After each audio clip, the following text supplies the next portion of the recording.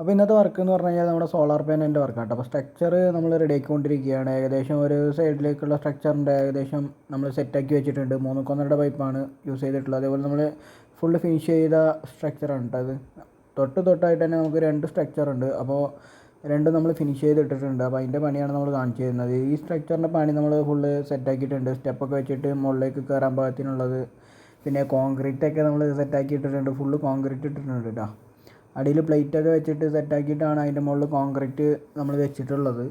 അതുപോലെ മുകളിലേക്ക് കയറാൻ പാകത്തിന് പൈപ്പ് ഏണി ഉണ്ടാക്കി വെച്ചിട്ടുണ്ട്. അപ്പോൾ അതിൽ കയറിയിട്ട് നമ്മൾ ലാൻഡിങ്ങിലൂടെ നടന്നിട്ട് വാഷ് ചെയ്യാനും ഒക്കെ നമുക്ക് സെറ്റപ്പാക്കി വെച്ചിട്ടുണ്ട് കേട്ടോ. ഇതിൽ മൊത്തം 10 പാനലാണ് വരുന്നത്. അതുപോലെ ലൈറ്റിംഗ് അറസ്റ്റിൻ്റെ കാര്യങ്ങളൊക്കെ നമ്മൾ സെറ്റാക്കി എല്ലാം റെഡിയാക്കി വെച്ചിട്ടുണ്ട്. ഇതിൽ യൂസ് ചെയ്തിട്ടുള്ള പൈപ്പ് എന്ന് പറഞ്ഞാൽ 1.5 പൈപ്പും 3 പൈപ്പാണ് യൂസ് ചെയ്തിട്ടുള്ളത്.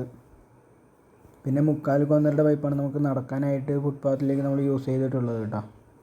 അതുപോലെ നമ്മുടെ അപ്പുറത്തുള്ള സ്ട്രക്ചറിൻ്റെ പഴയ റൂഫ് അവർ റീവർക്ക് ചെയ്തതാണ്. അപ്പോൾ അതിൻ്റെ മുകളിലാണ് സെറ്റ് ചെയ്തിട്ടുള്ളത്. അപ്പോൾ അതിൻ്റെ പണി ഏകദേശം നമ്മൾ സെറ്റാക്കി എടുത്തിട്ടുണ്ട്. അപ്പോൾ ഇതിലെന്ന് പറഞ്ഞു കഴിഞ്ഞാൽ പെയിൻറ്റിങ് കാര്യങ്ങളൊക്കെ നമ്മൾ ചെയ്ത് എല്ലാം റെഡിയാക്കിയതാണ്. അപ്പോൾ പെയിൻറ്റ് വന്നത് സ്മോക്ക് ഗ്രേ ആണ് അടിച്ചിട്ടുള്ളത്.